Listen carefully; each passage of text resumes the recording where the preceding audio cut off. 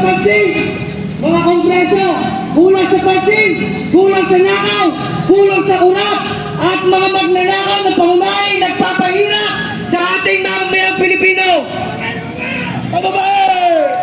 Kaya, nananawagan kami mula sa Luzon at Visayas, Mindanao, maging OFW ka man, sa mga nakakapanood, isa lang masasabi namin, ito po ay pagsabi nyo sa inyong mga kapitbahay o kamag-anak, kung sino man sila, na napapanahon na, nabuksan natin ang ating mga puso at isipan upang makamtan natin ang ating pinaglalaban.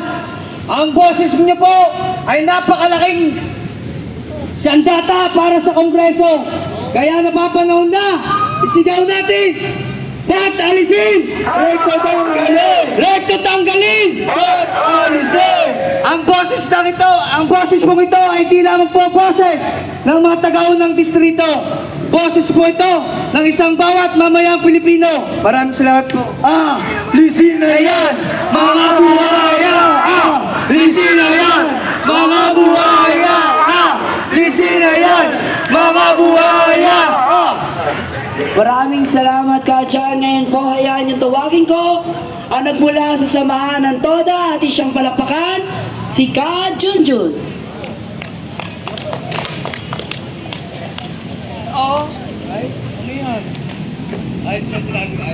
Isang magandang hapon po sa ating lahat. Manila, Luzon, Visayas at Mindanao. Kami po ng mga tigaunang distrito na nagmula sa Batangas ay kusang loob na nakisama upang makibaka at ipanawagan sa gobyerno natin ang ating karapatan. Ang isinusulong ng mga tigaunang distrito na mapababa ang VAT, alisin ang excise tax, mapababa ang presyo ng mga bilihin, may taas ang sahod ng mga manggagawa, at higit sa lahat, pababain si Recto sa kanyang sektor. Sapagkat siya lang ang isang tao na humaharang upang maaprubahan na mapababa ang value-added tax na siyang makakatulong sa bawat isang mamayang Pilipino. At siya rin po ang pumipigil upang mapataas ang sahod ng mga manggagawa. Kaya po ang panawagan namin ng mga tigaunang distrito, tayo po ay magkaisa, tayo po ay magsama-sama upang ang gobyerno ay ating kalampagin at gisingin. Kongreso, punong-puno kayo ng buhaya. Akala ko nasa Manila ko kayo. Diyan pala kayo namumugat sa Kongreso.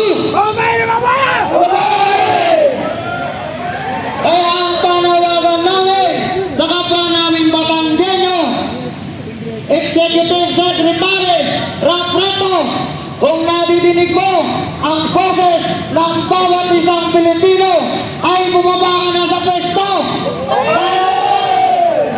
Ang bawat isang Pilipino ay umasenso.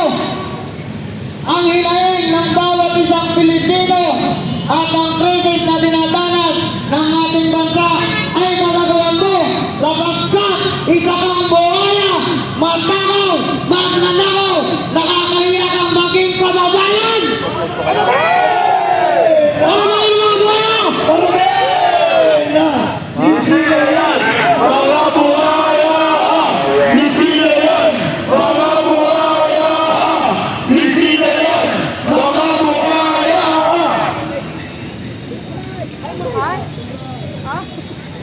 Maraming salamat Ka-Junjun. Ngayon naman po, hayaan yung tawagin ko nagmula sa samahan ng mga mangingisda at isang palakpakan mga kasama, Ka-Obe.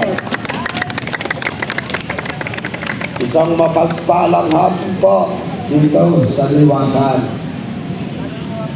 Ako po nga pala ay nagpapasalamat sa mga kasama namin na nagpaparating sa media at kami ay natutugunan.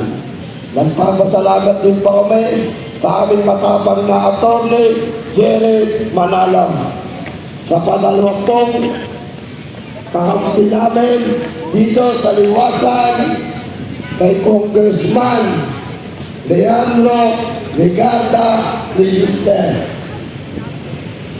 Kaya po kami ay naandito, unang distrito. Ako po ay Tagalian, Batangas. Sa amin pong barangay, ang anak buhay po namin ay pangisda. Kaya po kami bumaba dito sa Kamaynilan, sa Kadahilanan. Sobrang hirap na po sa amin.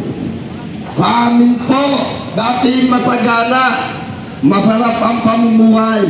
Siguro po nyo ay nababalitaan nyo sa Batangas. Ngayon po, yung Batangas na maganda, pangit na, alam niyo po ba kung bakit? Kagawan po ni Recto. Wala na pong napalaos sa amin dahil uhuli lang kami ng kaunti, ay kulang pa sa pamilya. Kaya po kami ay sumama sa aming congressman dahil ang ipinaglalaban niya ay mabuti, hindi yung pangit. Sa lahat po nung nakakarinig dito sa Kamaynilaan, kami po ay lumalaban dito sa kalsada araw-araw. Kami po ay 30 days na dito. Siguro napapansin nyo, busina kami ng busina, sigaw kami ng sigaw, salita kami ng salita, para kami siraulo. Pagdating sa social media, kami pa ang may tula, sino pa ang maganda. Ngayon po mga kababayan ko, uulitin ko po sa inyo, ang kasama kong Batanggenyo, kasama si Atty. Jerry Manalo, si Congressman Leandro Legarda Libiste, kami po daw ay nandito, ay binabayaran.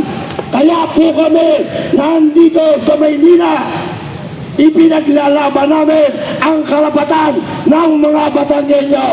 Hindi po kami umayaw dahil sa kadahilanan po ng kalaban namin ay Batanggenyo din. Iisang dugo kami. Kaya po mga kasama ko, sa lahat ng nakakarinig, siguro po may mga cellphone kayo, nababalitaan nyo, kami ang pangit pa dito sa Kamaynilaan. Pero mag-isip kayo na ang pinaglalaban namin ay karapatan ng sambayanan Pilipino. Pag kami ay nanalo, kayo ay panalo rin. Kayo pong mahal kong mga kababayan, imulat nyo ang inyong mga mata. Huwag kayong magbigi-bigiyan at magbulag-bulagan sa kadahilanan. Isang tao ang nagpapahirap sa atin. Si Recto ay pababain. Si Recto, abuso. Salamat po. Alisin na yan, mga buhaya! Alisin na yan, mga buhaya! Alisin na yan, mga buhaya!